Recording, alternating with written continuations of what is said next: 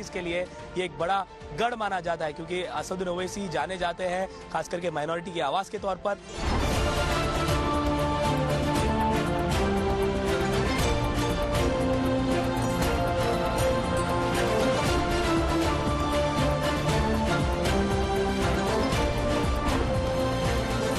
क्या मोदी सरकार एक समुदाय, एक मजहब की सरकार है?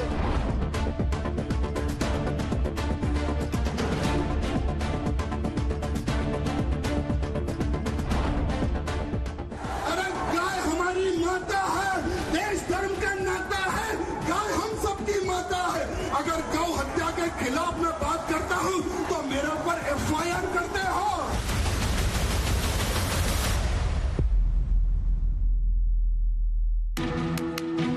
वंदे भारत के इस एपिसोड में हम आपको हैदराबाद का चुनावी समीकरण बताते हैं।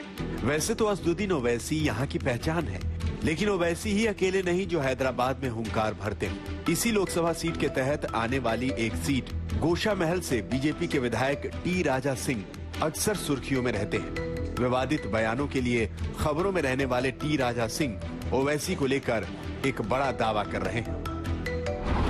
हैदराबाद पार्लियामेंट जैसे सिकंदराबाद में हम जीते हैं, लगभग पूरे 4 पार्लियामेंट सीट हमारी तेलंगाना में हम लोग जीते हैं, और इस बार हैदराबाद पार्लियामेंट भी जीतेंगे। अगर पुराने शहर का मुसलमान अगर विकास चाहता है तो 100% हम हैदराबाद पार्लियामेंट भी जीतेंगे। और सबसे बुरी बात यह है, असदुद्दीन ओवैसी साहब सिर्फ बोकसिंग वोट पर ही जीतते हैं।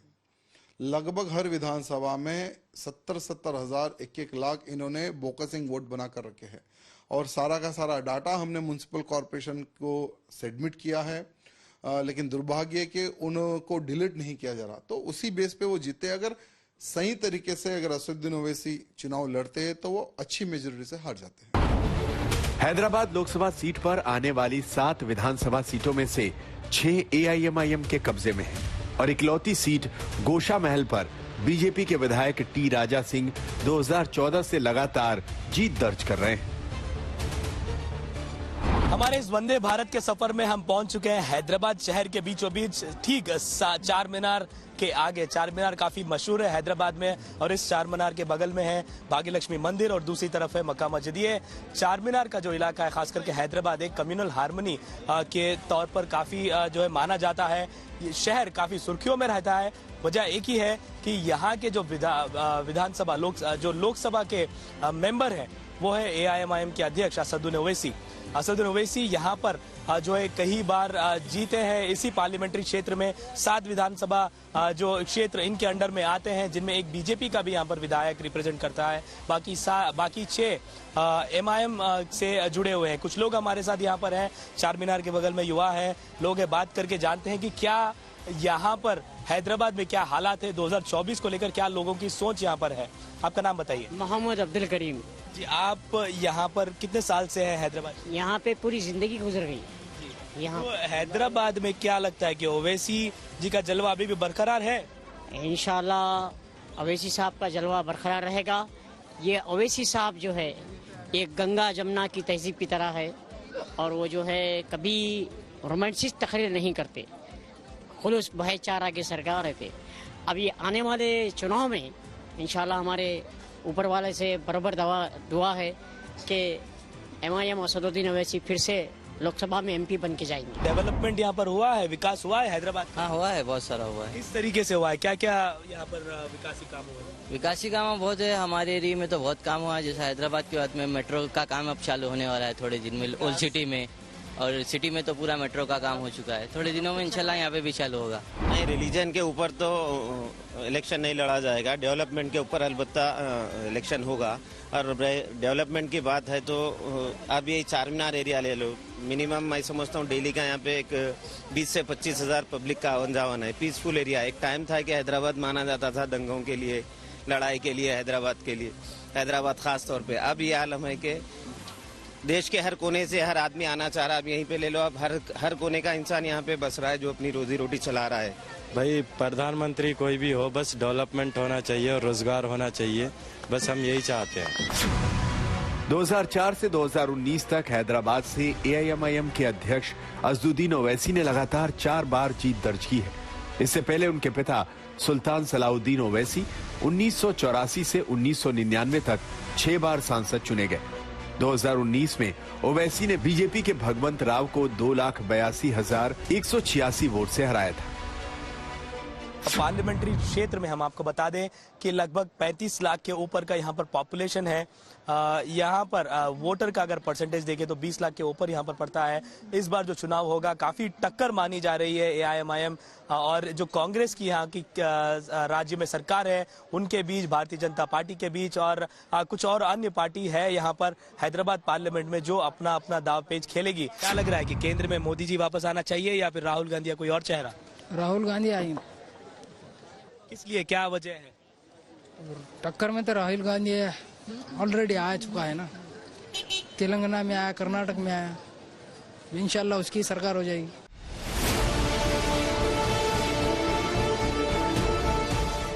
राहुल गांधी को पीएम के तौर पर देखने की यह हसरत थोड़ा चौंकाती है, क्योंकि ये ओवैसी का गढ़ है। और फिर कुछ महीने पहले विधानसभा चुनाव के दौरान राहुल गांधी और ओवैसी के बीच कैसी जोरदार जुबानी जंग छिड़ी थी, वो भी देख लीजिए।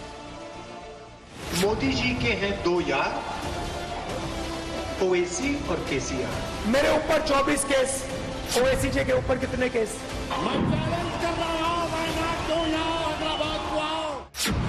कांग्रेस और ओवैसी का रिश्ता पहले प्यार और अब तकरार का है।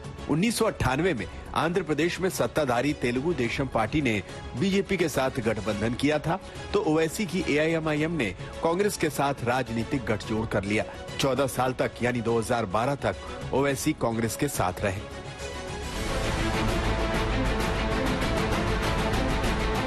ये गठबंधन तब टूटा जब 4 मीनार के साथ नजर आ रही इस भाग्य लक्ष्मी को लेकर दोनों के रिश्तों में खटास आई। इस मंदिर में तब के कांग्रेसी मुख्यमंत्री किरण राव रेड्डी ने छांव के लिए तिरपाल लगवाया और ये बात ओवैसी की पार्टी के 5 विधायकों को नागवार गुजरी। उन्होंने विरोध में मार्च किया। इधर कांग्रेस सरकार ने ओवैसी के विधायकों को गिरफ्तार किया। उधर ओवैसी ने केंद्र की UPA सरकार और राज्य की कांग्रेस सरकार से समर्थन वापस ले लिया। MIM party has decided that we will not be an ally of Kiran Kumar Reddy government. We will not support this ineffective and a communal government. Congress Owaisi पर आरोप लगाती है कि ओवैसी बीजेपी से पैसे लेकर कांग्रेस को हराने के लिए उम्मीदवार खड़े करते हैं। जवाब में ओवैसी कांग्रेस को बीजेपी का मददगार बताते हैं। जहां तक हैदराबाद की बात है तो आपको दिखाते हैं कि यहां असदुद्दीन ओवैसी की ताकत सिर्फ मुस्लिम वोट बैंक है या कुछ और। हैदराबाद में ओवैसी ने 1-2 नहीं 8 कॉलेज और अस्पताल खुलवाए। 2024 से पहले वो अपने वोटरों के लिए इस काम को गिनाना नहीं भूले। MBA, MCA, School of Architecture, B Pharmacy, Hospital Management, MBA Hospital Management में मजलिस 2-2 दवाखाने हैदराबाद में चलाती है। काम मजलिस ने किया। तो तालीम के मैदान में किसी भी सियासी जमात ने पूरे मुल्क में जो काम मजलिस ने किया कोई भी नहीं किया। दूसरी तरफ कांग्रेस का दावा है कि बीजेपी ने हैदराबाद के लिए कुछ नहीं किया और ओवैसी हैदराबाद के लिए जो कुछ कर पाए वो तब हुआ जब UPA की सरकार थी और ओवैसी उनके साथ थे। हैदराबाद खासकर सिकंदराबाद के लिए या शहर के लिए, अपनी कॉन्स्टिट्यूंसी के लिए क्या आपने अभी तक कुछ लेके आया? कोई ऐसी प्रोग्राम दिखा ये वोट मांगने से पहले? हम ये दावा करते हैं किशन रेड्डी जी से। और हैदराबाद पुराना शहर का तो आपको पता ही है, तो पुराना शहर में अभी तक क्या डेवलपमेंट हुआ 10 ईयर्स में? हम बताएंगे। जो कांग्रेस सरकार थी 10 साल, ओवैसी साहब तो हमारे साथ ही रहते थे, तब तो हमने कितना डेवलपमेंट किया सबको पता है। पूरे तेलंगाना की बात करें तो यहाँ लोकसभा की 17 सीटें हैं। 2019 में केसीआर की BRS ने सबसे ज्यादा 9 सीटों पर जीत दर्ज की। बीजेपी ने 4 सीटें जीती। कांग्रेस के 3 सांसद चुने गए और AIMIM के ओवैसी हैदराबाद से एक बार फिर सांसद बने थे। 2023 में केसीआर की सरकार 9 साल बाद विदा हुई और अब रेवंत रेड्डी के नेतृत्व में राज्य में कांग्रेस की सरकार है। कांग्रेस का दावा है कि युवाओं के लिए किए जा रहे कामों से कांग्रेस का प्रदर्शन बेहतर होगा। वहीं बीजेपी इस दावे पर सवाल खड़े कर रही है।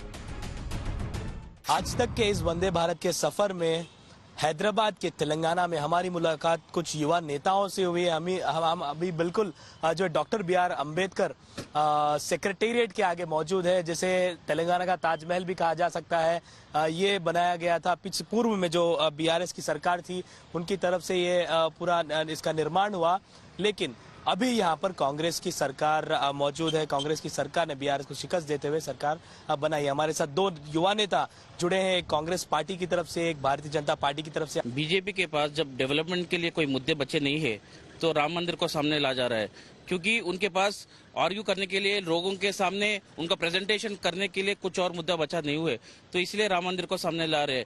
पर तेलंगाना का युवा बहुत इंटेलिजेंट है, बहुत फॉरवर्ड थिंकिंग वाले हैं, इसलिए एम्प्लॉयमेंट की तरफ से कांग्रेस पार्टी को सपोर्ट करेंगे। कांग्रेस पार्टी अभी सरकार बनाई तो भरोसा युवाओं का कांग्रेस पे है कि सरकार भी आई तो वो लोग मदद करेंगे, और अगर सेंट्रल में भी अगर कांग्रेस का सरकार आएगी तो और काम करने के लिए इनको तसल्ली होगी और इनको मौका ज्यादा मिलेगा बोल के इस बार युवा कांग्रेस की तरफ देख रही है। आज समूचा देश जान चुका है कि आदरणीय नरेंद्र मोदी जी के नेतृत्व में किस तरह पूरे देश में विकास की लहर बहाल हुई है।